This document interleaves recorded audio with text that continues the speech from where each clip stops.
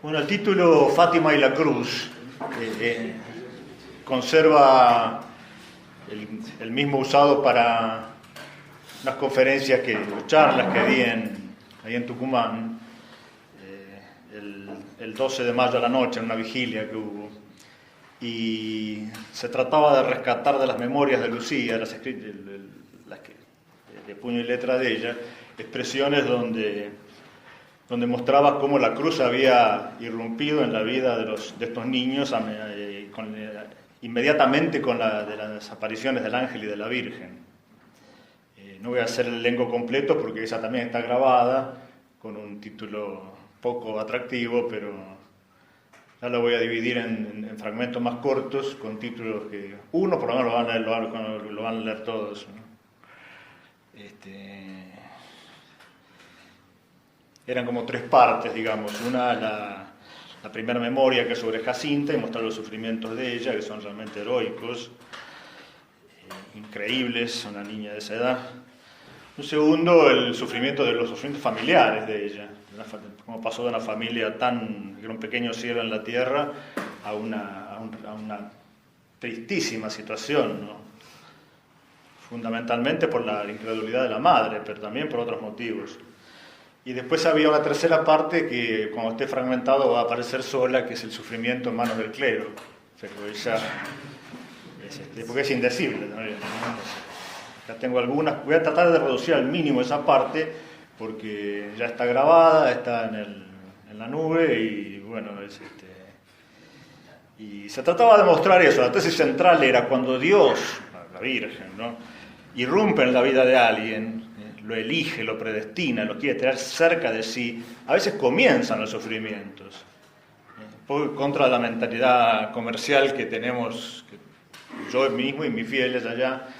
Yo me porto bien con Dios, entonces todo me anda bien, tengo que sentir una mejoría instantánea, y no siempre es así, todo lo contrario, porque Él arranca de los consuelos sensibles para preparar una unión mucho más elevada, y el despojo de lo sensible cuesta mucho, entra en noche oscura el alma, del sentido primero, ¿no? Y eso le causa profundo dolor, y es muy patente en la vida de estos niños. Así que esa era la tesis central de esta exposición en tres partes. En total eran 45 minutos, más o menos de 15 cada una. Pero lo importante era eso, que se le grabara a la gente ese mensaje, porque enseguida dicen en dirección espiritual, en confesión, yo estoy retrocediendo en la vida espiritual, cada vez me siento peor, cada vez veo más mis propias manchas, y eso puede ser porque Dios se acerca, no porque Dios se aleja. Entonces ese era el mensaje esperanzador, ¿no? Entra Dios en la vida de alguien, entra María Virgen en la vida de los pastorcitos, y aparecen inmediatamente sufrimientos extremos, precisamente porque Dios los predestina a una unión con Él mucho más elevada. Entonces,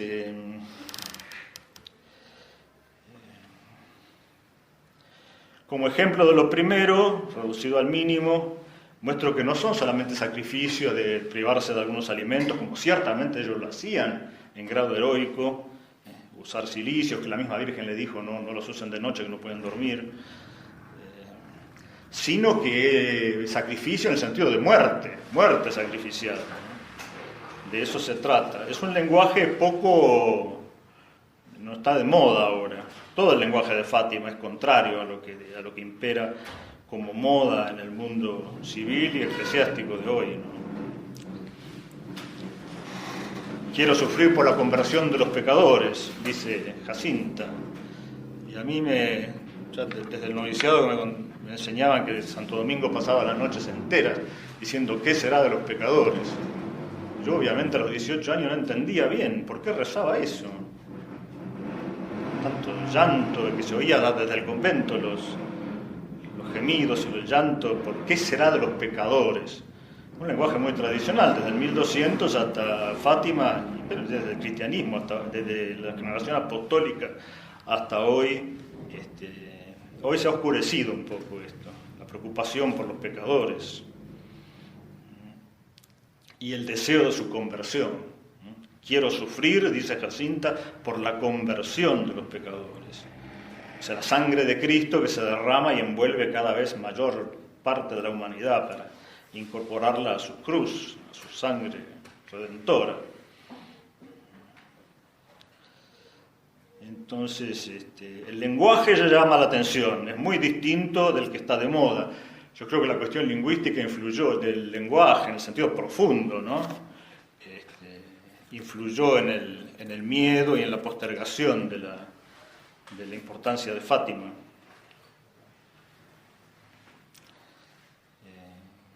Ante las amenazas de muerte que habían sufrido, dice Jacinta, si te matan, queremos morir nosotros también. O sea, es un sufrimiento de muerte.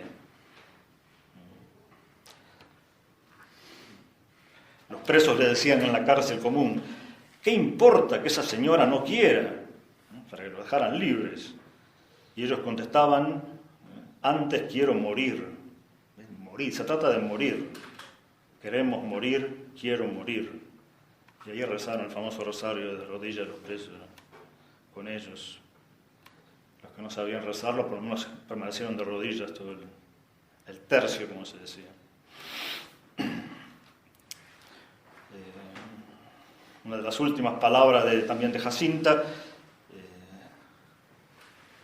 triste porque ya no los va a volver a ver, la estaban por internar en Lisboa para morir ya. Nunca reveles el secreto, ni siquiera que te maten. ¿Ves? La muerte es lo que está por medio, como en el sacrificio de Cristo. No son solamente pequeños sacrificios cotidianos elegidos por uno, ¿no? Entonces esta presencia de la muerte, no en el sentido solamente doloroso y sangriento, sino también en el sentido de eternidad. Lo que más impresionó a Jacinta, escribe Lucía, fue la eternidad. Por eso el tema del infierno. Porque lo que le importaba era la eternidad, o cielo o infierno.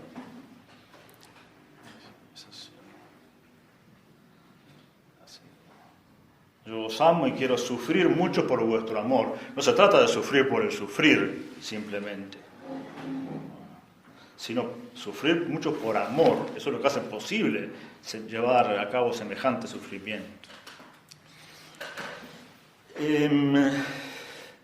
Como breve resumen de la historia ya no de Jacinta, sino de Lucía, muestra un poco el contraste entre la vida maravillosa antes de las apariciones y la vida de cruz después de las apariciones, ¿no?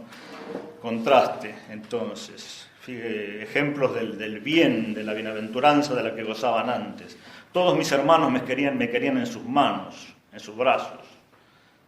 Y para que ninguno fuera victorioso, mi madre me agarraba en los suyos. Pero como tenía mucho que hacer en la casa, me entregaba a mi padre, y que él a su vez me cubría de mimos. ¿Quién habla, perdón? Habla Lucía. Todos mis hermanos se peleaban por tener a la niñita. Y la madre, para que no se pelearan entre ellos por tenerla, la recogía ella. Y al final, las cosas de la casa la entregaba a su padre, que a su vez me cubría de mimos. Recuerda los bailes en la fiesta de los santos.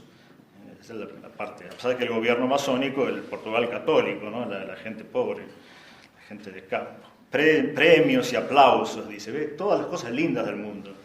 Premios, aplausos, cariño familiar. La madre leyendo libros de santos, exclamando mientras leía las vidas de los santos, ¡qué belleza, qué belleza! Así recuerda a su madre, ¿no? Y las vecinas de su madre que le decían, ¡qué feliz que eres! ¡Qué encanto de hijos nuestro Señor te dio! Las vecinas. Esa es la parte idílica de la niñez de esta vez ya es de Lucía, estoy hablando, ¿no? En cambio, después de las apariciones, oye de los labios de su madre tonterías de niños. O a veces cuando volvía del campo, en forma irónica, alguna visión, bueno, él creía. Aquellas palabras me eran muy hirientes, escribe Lucía, sensíveis en portugués, ¿no? Porque hasta entonces no había recibido sino cariños.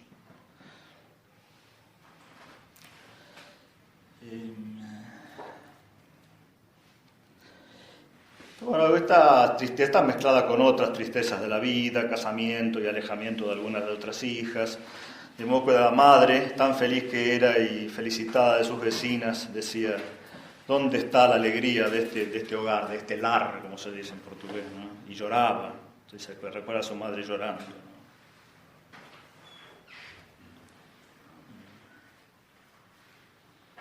Sí.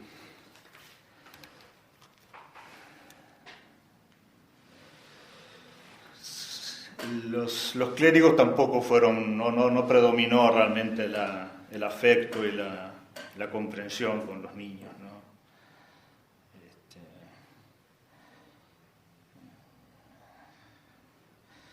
Así dice Lucía, ¿no? Un interrogario muy minucioso, me atrevería a decir, como se dice en portugués, masador. Masador significa molesto, importuno, intrusivo, extremo. Y cita textual las palabras del párroco, ¿no? No me parece del cielo. Cuando Nuestra Señora se aparecen, obligan a dar cuenta al confesor o al párroco. Retraerse puede ser un engaño del demonio. El futuro dirá. ¿Cuánto me hizo sufrir?, escribe Lucía.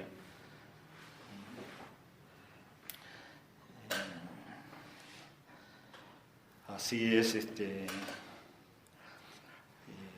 dice que era un muy buen párroco, la gente lo quería mucho. Y cuando lo removieron, muchos del pueblo empezaron a odiar a ella, insultarla, puntapiés, le pegaban, porque pensaban que por culpa de ella que había sido removido el párroco. Y ella misma reconoce, era un hombre, sacerdote celoso y trabajador, muy querido por la gente. Pero pasa esto, ¿no? Que uno maneja verdades materiales, pero formaliter, el alma, forma es alma en latín, ¿no? El alma del interrogatorio estaba muy lejos de ser cariñoso, digamos, ¿no? Bueno, muchas cosas que recuerdan el Evangelio hay, me dediqué un poco a eso, ¿no? Cuando la madre lo lleva por segunda vez a ver al párroco a pedirle perdón, a declararle que había mentido. Y mientras iban caminando, bueno, anota Lucía, ¿no? El ataque era esta vez fuerte y yo no sabía qué hacer. Entonces le dice a su madre: pero madre mía, ¿cómo he de decir que yo no vi si yo vi? Recuerda un poco Juan 9, ¿no? Una sola cosa sé, que antes era ciego y ahora veo.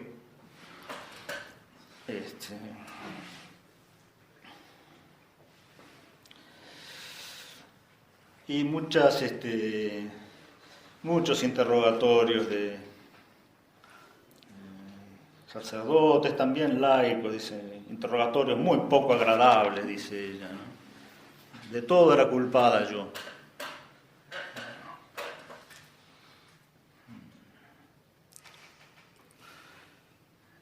Lo lindo de estos diálogos de Lucía es que ella, mientras también señala las lastimaduras que le hicieron, en lugar de caer en el resentimiento, nos marca un camino de terapia maravilloso, ¿no? En la lucha contra los resentimientos, la comprensión de las razones del otro y el perdón infinito a imagen de Cristo, ¿no? Eso es interesante, ¿no? Dice que el párroco le pregunta, le dice: el Señor está el Santísimo Sacramento abandonado y todo el mundo va al campito ese. Dejan dinero ahí debajo de la encina y en la iglesia hay obras sin terminar. Un sacerdote de Torres Novas, un interrogario tan minucioso, lleno de enredos, que quedé con escrúpulos. Y otro de Santarém también vino que parecía hermano del otro, o parecía que habían ensayado juntos. Las mismas preguntas, los mismos enredos, los mismos modos de reír y de hacer burla. Los dos sacerdotes.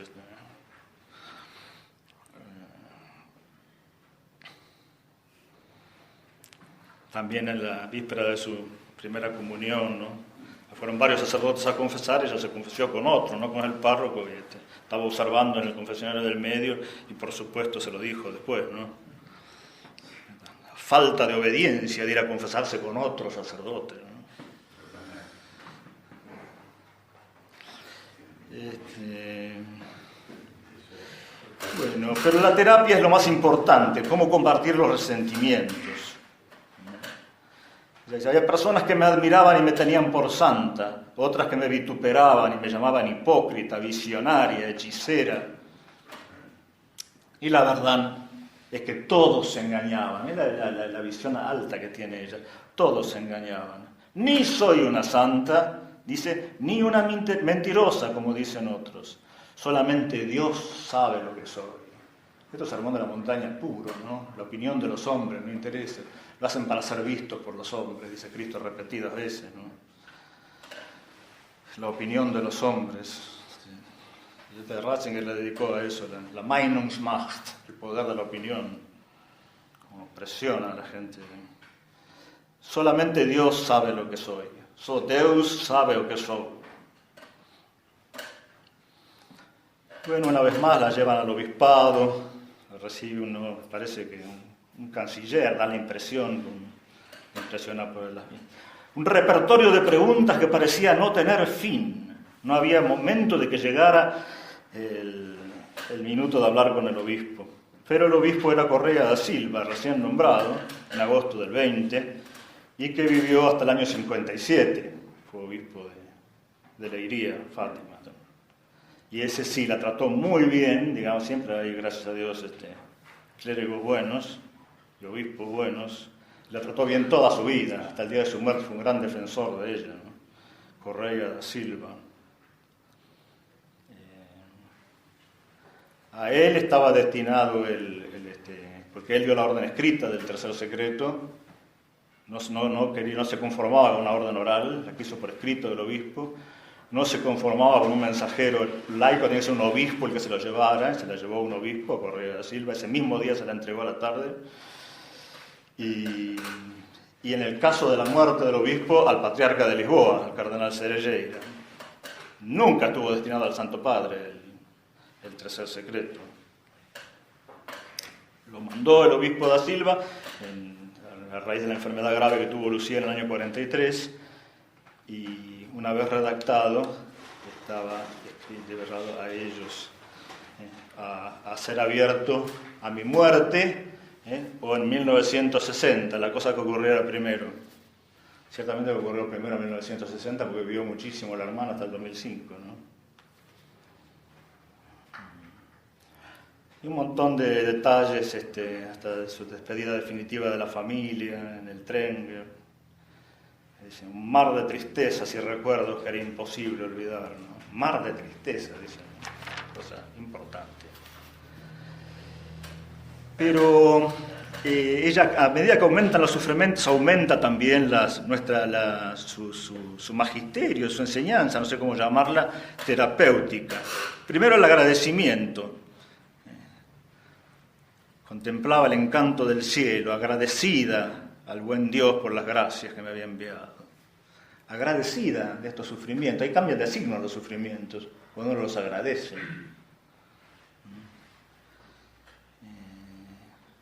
Cuando encontraba personas que me causaban profundo disgusto, escribe Lucía, ¿no? Me consolaba ofrecer a Dios también este sacrificio. Sobre la madre, por ejemplo, que nunca creyó, también decía eso. Mi madre sufría todo con una paciencia y una resignación heroica. Si me reprendía y castigaba, era porque me juzgaba mentirosa. Mira la caridad que hay que tener, ¿no? Me juzgaba mentirosa. Era indigna de una revelación divina o mariana como la que había recibido. Y la perdona, entonces de fondo la perdona. Se pone en el lugar del otro y desde dentro de uno y desde dentro del otro perdona y cancela el resentimiento, ¿no? Lo mismo sobre el párroco, con esas reprensiones sobre las colectas y el Santísimo Sacramento olvidado, ¿no? Yo comprendía perfectamente las razones del párroco. Ahí está la genialidad del perdón en serio, que es verdadero propósito de enmienda que cancela pecados y destruye los resentimientos, que son la fuente de todos los males, ¿no? Dice, comprendía perfectamente la razón de sus reflexiones. ¿Pero qué iba a hacer? Dice ella. Si yo fuera señora de los corazones, miren cómo redacta, ¿no? Pensando decir la Virgen. Si yo fuera señora de los corazones, inclinaría a la gente que fuera a la iglesia. ¿no? A la encina, la aparición de ella. Pero como no era la señora de los corazones, dice, ofrecía a Dios un sacrificio más. Hasta el párroco lo perdona completamente, así, de raíz.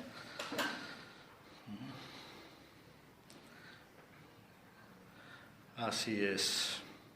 Quedé tan en paz como si nada pasara conmigo, dice.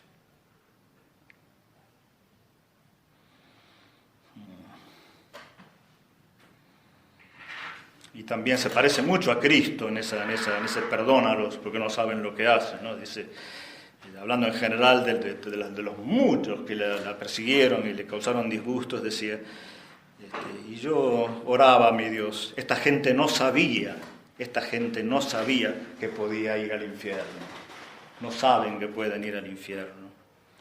Perdónales, mi Jesús, y conviértelos. Ciertamente no saben. No habían visto la visión que habían tenido del infierno. Qué pena, Jesús mío, yo rezo por ellos.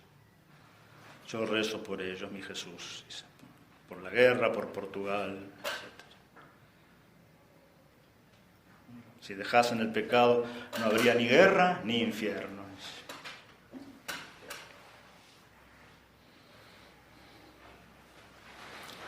Y bueno, me parece que así como lección de vida espiritual, también otra frase de Lucía a su prima, Jacinta, ¿no? No tengas pena, es poco el tiempo, es poco tiempo, dice.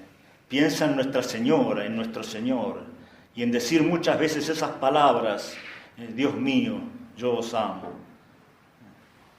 El Inmaculado Corazón de María es dulce. No me cansaré nunca de morir, responde Jacinta, y después he de cantarlas muchas veces en el cielo.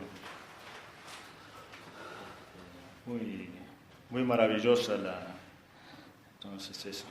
No pensar en las cosas tristes, en las penas. El tiempo es poco. Es un lenguaje para la cultura inmanente y negadora de la vida después de la muerte, que nosotros vivimos, incomprensible, ¿no? Es poco el tiempo. Piensa en Nuestra Señora y en nuestro Señor.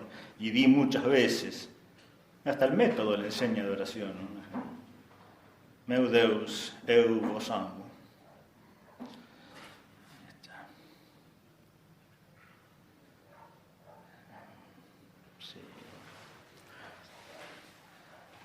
Otra cosa que decía siempre también, una especie de ejaculatoria. Lo quiero, siempre es Él.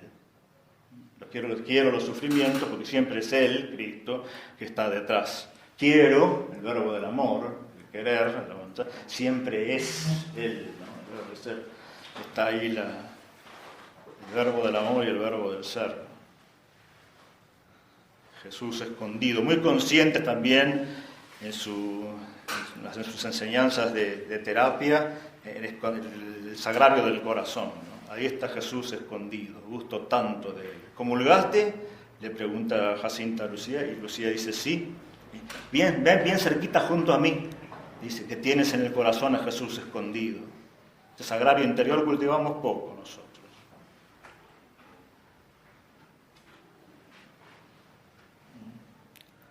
Sí, siento a nuestro Señor dentro de mí. Ahí está el tema ese de la presencia interior, del sagrario interior.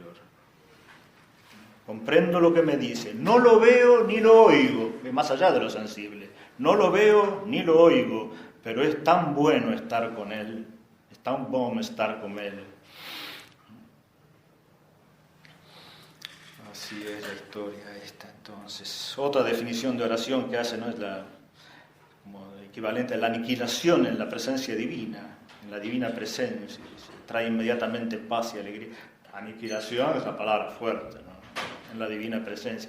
La presencia de uno tan pequeña, devorada por la presencia divina en el momento de la oración, que produce la unión, ya en esta tierra, por supuesto, ¿no? Y eclipsa, oscurece todos los problemas y los dolores con los que accedemos a la oración. Presencia frente a presencia, impotencia frente a omnipotencia. Se hace como un matrimonio entre la impotencia y la omnipotencia, una cosa maravillosa. Esto es de alta mística, no cabe duda. Y algunos sufrimientos más, sí, la muerte del padre, la visión de un demonio. Pero a nada de eso debe originar temor. Visteis el infierno, les había dicho la Virgen, para salvar almas y para establecer en el mundo la devoción al corazón inmaculado. Ya más grande, como religiosa, escribe: ahora leo el Nuevo Testamento, dice, el pasaje de nuestro Señor por Palestina. Y recuerdo el pasaje de Nuestra Señora por Fátima y por Cova de Iría. Si yo he gozado tanto con la Madre de Dios, ¿qué haría si viese delante mí al mismo Jesucristo? Esa es una terapia bíblica, digamos. Sí. Incluso la visión del infierno que les dio tanto miedo es para salvar, no tener miedo. Como la oración de la reina Esther, a punto de morir ella y todo su pueblo, que cuando termina la oración a Dios dice: líbrame de mi miedo, no dice líbrame de mis enemigos, ni del rey, ni de la muerte, de mi miedo. Bueno. Entonces, me parece que ese sería el resumen de la cruz en la vida de ellos. Pero yo quería dar unos minutos más a la reflexión consagrados al sufrimiento no solamente en los individuos, Lucía, Jacinta, Francisco y otros defensores de Fátima. Cardenal Cerejeira, por ejemplo, no fue ni consultado en 1960 por el Vaticano. Hizo una declaración pública de él, ¿no? No fui siquiera consultado, él era dirigida a él, después de la muerte en el 57 del obispo da Silva. Y Juan XXIII consultó a varios expertos vaticanos, varios lo leyeron, varios dieron a entender de qué se trataba, pero los portugueses ninguno. Y patriarca de Lisboa, ¿no? Cerca de 40 años patriarca de Lisboa, desde los 30 y algo, en el año me parece que 29, hasta el 71 que lo obligaron a jubilarse. Y vivió hasta el 77. Cerejeira, el amigo de Salazar, compañero de la universidad.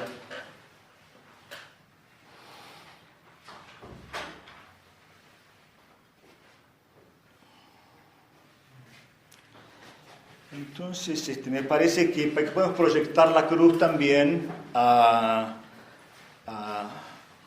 no solo a individuos, sino a grupos de personas y a la Iglesia toda. Entonces, Fátima y la cruz de los videntes y Fátima y la cruz de los devotos de Fátima y de la Iglesia entera. Y como dijo Ratzinger, concierne en el año 84, ¿no?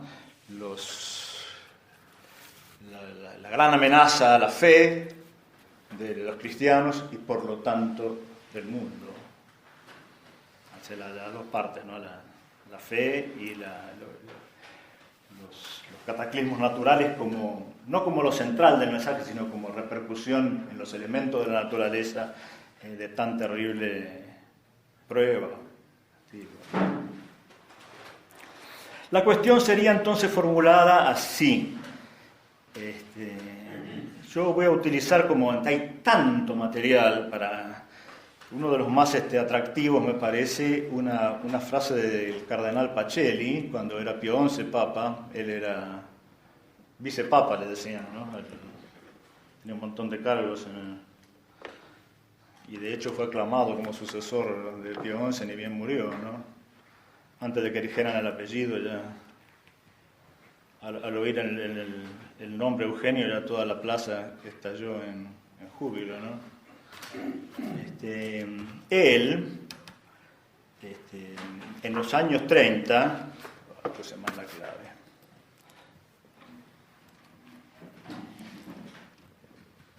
En los años 30 estaba como el primer ministro, era de Pío XI, estaba muy preocupado por la situación mundial.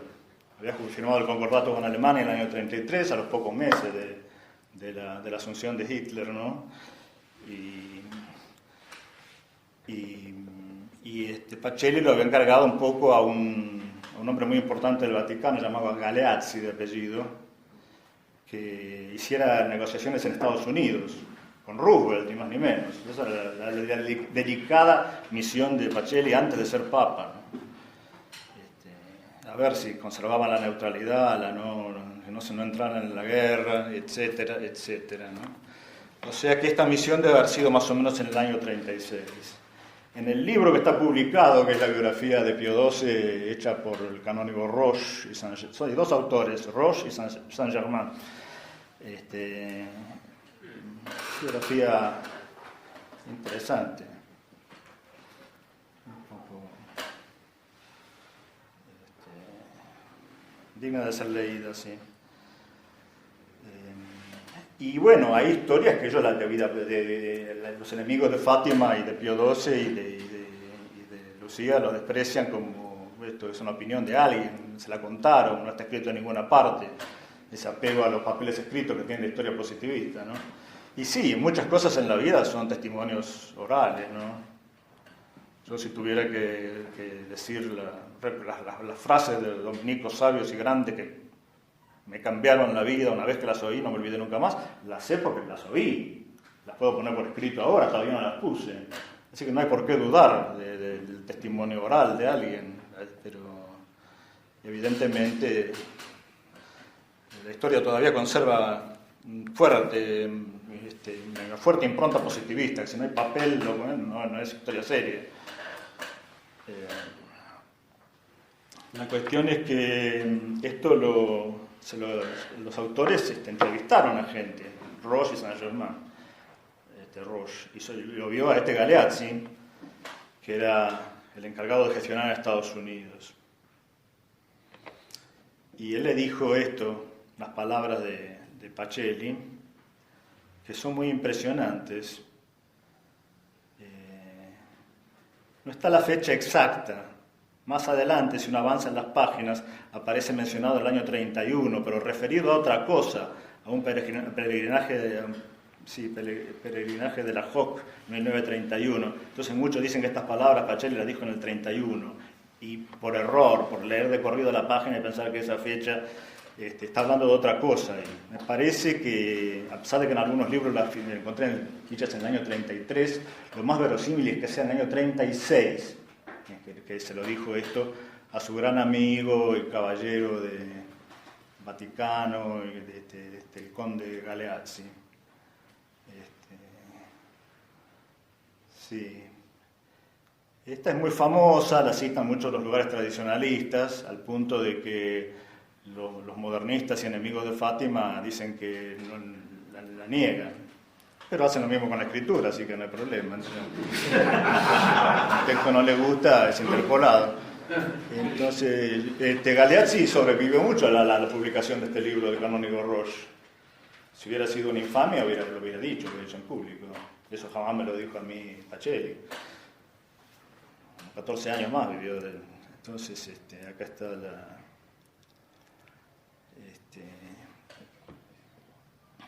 una foto acá del libro, está en francés porque lo escribieron Roche y Saint-Germain, ¿no? Y entonces habla del jurista Pacelli y de su preocupación por el orden mundial y por que no debe ser hecho, dice, escondiendo la verdad, ¿no? Que él, como dio testimonio en sus múltiples alocuciones, celebraba la virtud, la libertad, el progreso, la ciencia, pero no dice a cambio aceptando el materialismo y la amoralidad. Entonces pone en guardia así cuenta Galeazzi, ¿no? Contra una providencia social, una providencia divina transformada en puramente social. Y entonces le dice, esto está entre comillas, como dicho en la biografía, está escrita por Roche, como que Pacelli se lo dijo a Galeazzi. Suponga, querido amigo, que el comunismo no es más que el más visible de los órganos de subversión contra la Iglesia y contra la tradición de la revelación divina. Es el más visible, pero no es todo. Nosotros asistimos a una invasión y destrucción de todo lo que es espiritual, la filosofía, la ciencia, el derecho, la enseñanza, las artes, la prensa, la literatura, el teatro y la religión, dice. Yo estoy muy preocupado por las confidencias de la Virgen a la pequeña Lucía de Fátima. Y esto, supongo, fue en el año 36. No estaba ni redactado el secreto todavía, porque eso fue en el 43 que le mandó el obispo de Alegría, ¿no? Pero, ustedes saben que este hombre se interesaba por todo, y incluso que fue ordenado obispo el mismo día de Fátima. No sería raro que los teléfonos vaticanos, que uno habla a larga distancia sin pagar, lo haya usado para hablar con Lucía, ¿no? Siendo con el prestigio que él tenía, ¿no? O alguna visita furtiva de incógnito. Pero es evidente que él el dato lo tiene, y no por haber leído el secreto, que ni siquiera estaba escrito todavía, ¿no? Entonces dice, esta pertinacia de Nuestra Señora delante del peligro que amenaza a la Iglesia es un aviso divino contra el suicidio que representaría la alteración de la fe en su liturgia, en su teología, en su alma. Dice, Pío XII se detuvo, Pacelli, se detuvo un momento, dice Galeazzi, ¿no? Yo oigo alrededor de mí innovadores que quieren desmantelar la capilla sagrada, la iglesia sagrada, destruir la llama universal de la iglesia, rechazar sus ornamentos, darle remordimiento por su pasado histórico. Y bien, mi querido amigo, yo tengo la convicción de que la iglesia de Pedro debe asumir y amar su pasado, si no, se va a la tumba. Yo libraré esta batalla con la más grande energía en el interior de la iglesia y en el exterior, pero si las fuerzas del mal algún día se sirven de mi persona, de mis actos, de mis escritos, como ya lo intentan, para deformar la historia de la iglesia, dice punto suspensivo. Todas las herejías humanas alteran la palabra de Dios para dar una luz nueva a los ojos del mundo, ¿no? En este minuto, continúa el conde Galeazzi, la mirada del Papa, velada por los vidrios de sus anteojos, se hizo como sobrenatural, y emanaba de este cuerpo alto y frágil una fuerza mística irresistible.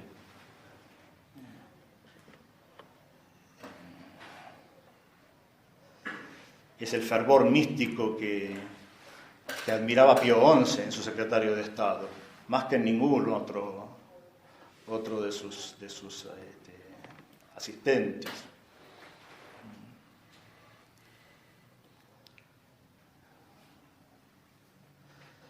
Y después hace unas digresiones, habla de otras personas y retoma este discurso que a veces los lugares tradicionalistas lo presentan todo seguido, como si lo hubiera dicho todo seguido Pacelli, y se ve que fue en un momento, siempre con el mismo interlocutor, Galeazzi, pero habló de otros temas y volvió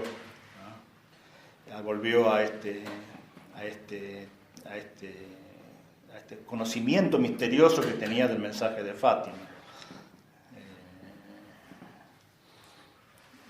Le era muy criticado Pacelli por un seminario de las misiones que había hecho por voluntad de Pío XI hasta el día de hoy, sobre el Janículo, dominando la Plaza San Pedro, ahí en la colina más alta, ¿no?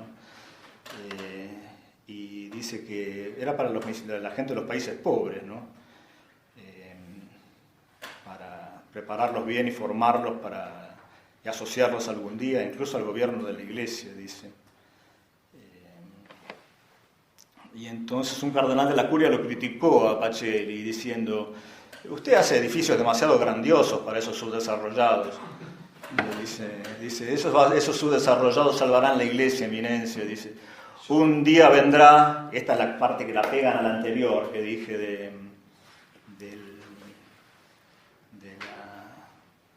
del suicidio alterando la fe, la liturgia y el alma de la iglesia. Pero ya les digo, hay bastante en el medio, y entonces retoma y dice, estos subdesarrollados van a salvar la iglesia, eminencia, vendrá un día en que el mundo civilizado renegará de su Dios, y la iglesia dudará como Pedro dudó. Será tentada a creer que el hombre se ha transformado en Dios y que su Hijo no es más que un símbolo, una filosofía como tantas otras. Y en las iglesias los cristianos buscarán la lámpara colorada donde Jesús los espera, como la Magdalena delante de la tumba vacía. ¿Dónde lo habéis puesto? Entonces vendrán del África, de Asia, de América, sacerdotes formados aquí, en este seminario para las misiones. Ese era el contexto en el cual le dijo,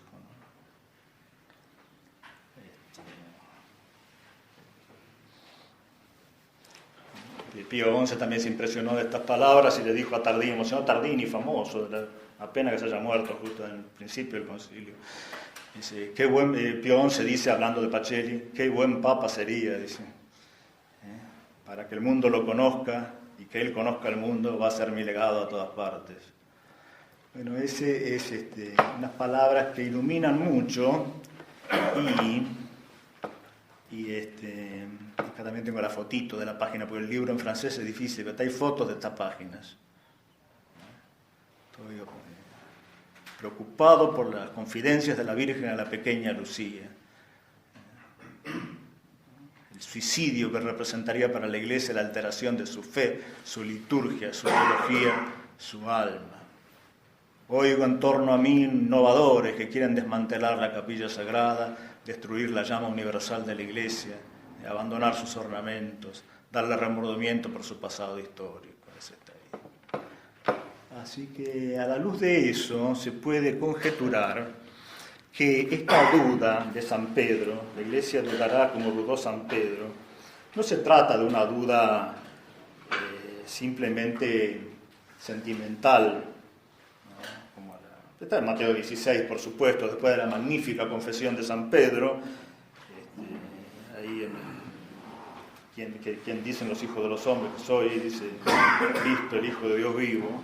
Después de semejante magnífica confesión, Cristo habla de su sufrimiento, su muerte y resurrección. ¿Ves? Sufrimiento, muerte y resurrección. Pero acá se ve, aparte de la parte sentimental de cualquiera de nosotros y de San Pedro, que se resiste al sufrimiento. Lejos de ti, Señor, que no suceda, ¿no? Hay una especie de eclipse de la divinidad de Cristo. No digo que haya sido consciente en San Pedro, ni mucho menos, ni tampoco en nosotros a veces. Pero a veces nos pasa eso.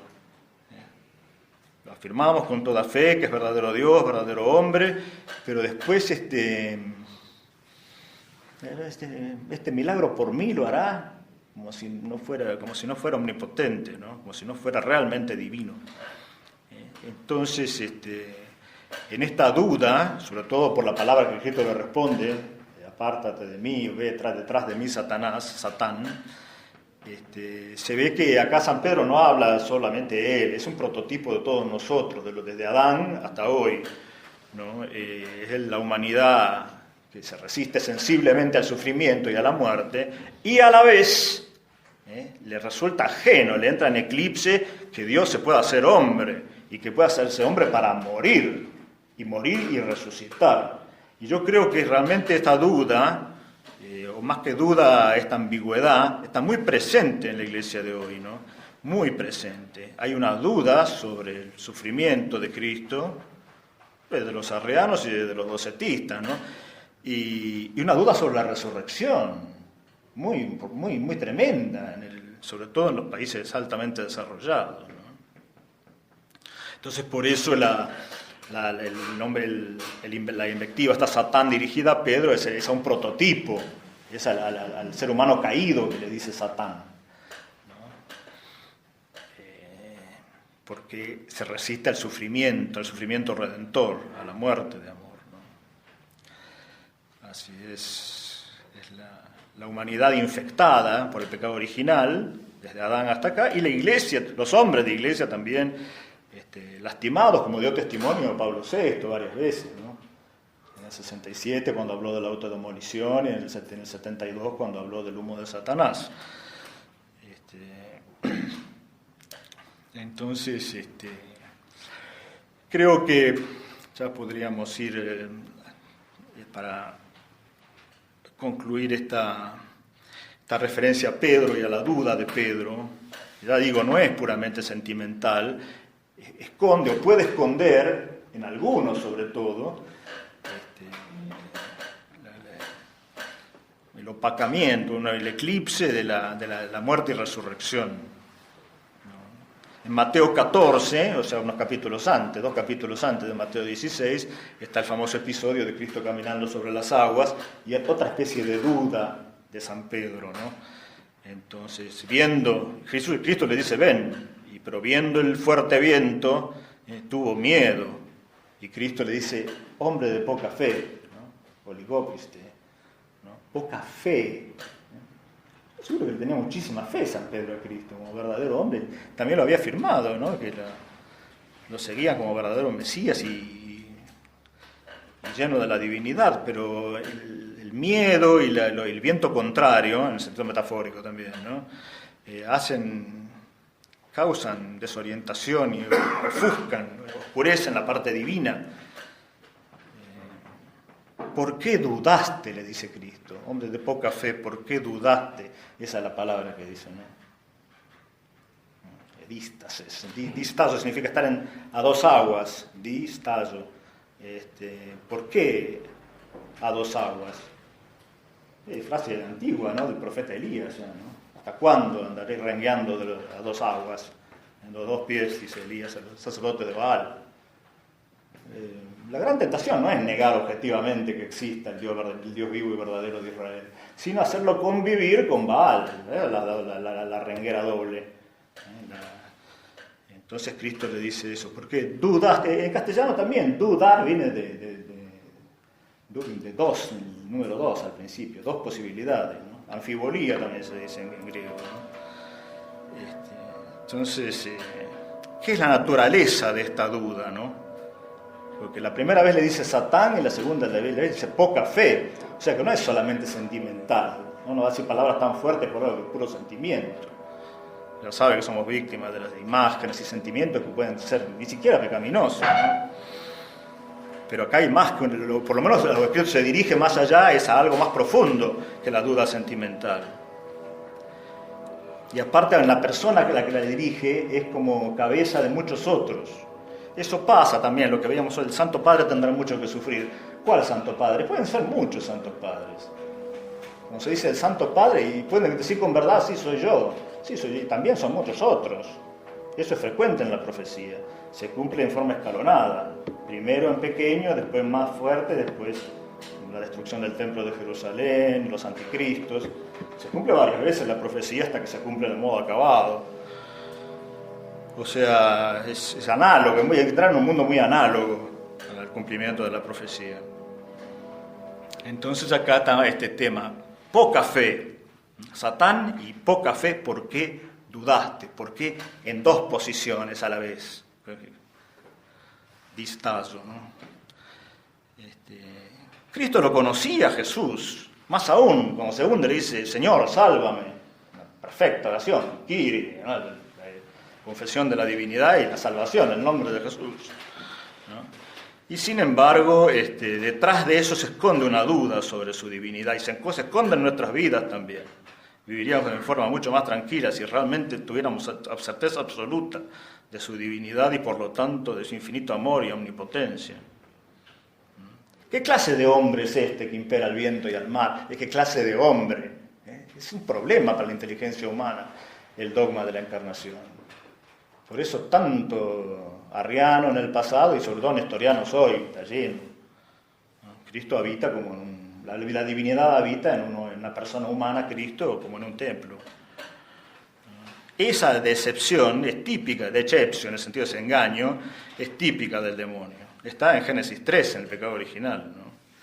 Típica, ¿no? El hombre que quiere ser Dios, quiere llegar a ser como dioses. Siempre la duda sobre Dios y sugiere el hombre que llega a ser Dios. Por eso la palabra de Pacelli, llegará el día en que el hombre pensará haber llegado a ser Dios. Y yo creo que una de de las interpretaciones más centrales y más profundas del pecado original es ese deseo de autonomía, ¿no? Yo soy ley para mí.